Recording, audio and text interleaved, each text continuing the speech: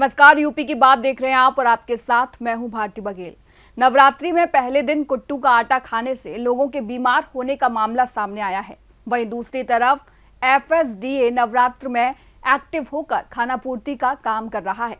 FSDA की team आती है और कुट्टू के आटे को जब्त करती है, सैंपल लेती है और रिपोर्ट आने पर कार्रवाई की बात कहकर मामला ठंडे बस्ते में चला जाता है।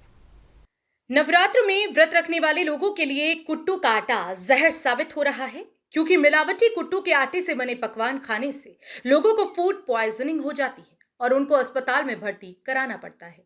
कई बार तो लोगों को अपनी जान तक गंवानी पड़ती है।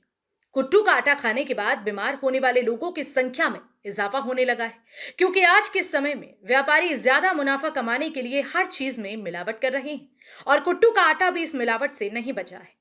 ऐसा ही एक मामला आगरा से सामने आया, जहां लोग कुट्टू के आटे से बनी चीजें खाने की वजह से अस्पताल पहुंच गए। अब सवाल है कि सब कुछ तो एक जैसा ही है, फिर ये कैसे पहचाने कि कौन सा आटा असली है और कौन सा नकली।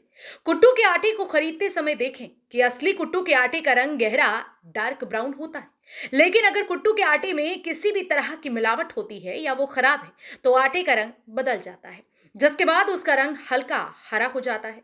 वहीं दूसरी बात, आटा अगर गूंदते समय बिखर रहा है या आटे में ज्यादा चिकनाहट हो रही है, इसका मतलब है कि आटे में अरारोट मिलाया गया है और यह मिलावटी आटा है। अब तीसरी बात, पानी से भी कुट्टू के आटे में मिलावट की पहचान की जा सकती है। इसके लिए एक गिलास में पानी में 1 चम्मच आटा डालकर छोड़ दीजिए।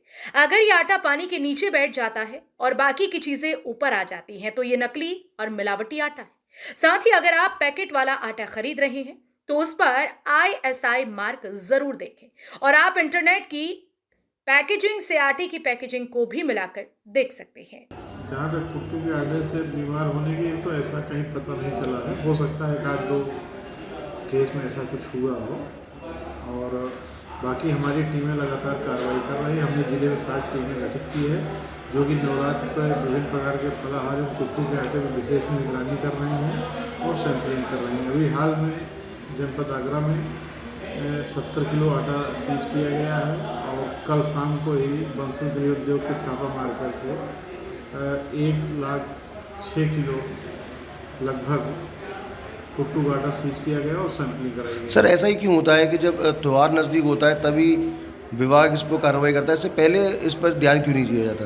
जी, विभाग हमेशा कार्रवाई करता रहता है। हर महीने सैंपलिंग की कार्रवाई की जाती है विभिन्न प्रतिष्ठानों पर, लेकिन जब त्यौहार आता है तो सबका ध्यान इस विभाग की तरफ होता है।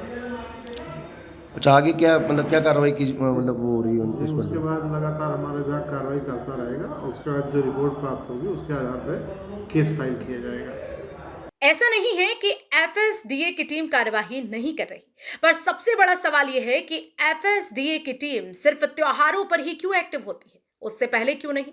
जैसे पिछले साल नवरात्र और जन्माष्टमी पर दर्जनों लोग आगरा के अलावा मथुरा में बीमार हुए थे। ऐसे में सवाल खड़ा हो रहा है कि एफएसडीए की टीम सिर्फ त्योहारों पर ही एक्टिव क्यों होती है?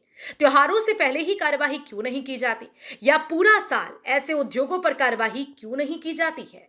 ताजनगरी आगरा में नवरात्रि के पहले दिन ही कुट्टू का आटा खाने से कई लोग बीमार पड़ गए।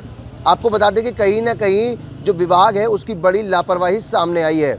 कह सकते हैं कि जो विभाग है सिर्फ त्यौहार आने के बाद ही कार्रवाई करता है, उससे पहले कहीं ना कहीं जो विभाग है वह लंबी नींद सोए हुआ रहता है। कह सकते हैं कि जो विभाग है उसके द्वारा सिर्फ कार्रवाई के नाम पर खाना पूर्ति की जाती है। आगरा से यूपी की बात के लिए फैजान अहमद। इस मामले के सामने आने से एफएसडीए की टीम पर अब कई सवाल खड़े होने लगे हैं कि वो किसी भी त्योहार से पहले ही क्यों एक्टिव होती है, उससे पहले क्यों नहीं, क्योंकि खाद्य पदार्थ में तो मिलावट पूरे साल ही होती है। तो एफएसडीए टीम त्योहारों पर ही क्यों एक्टिव होकर काम करती है? फिलहाल इस खबर में इतना ही। आप देखते रहिए यूपी की बात।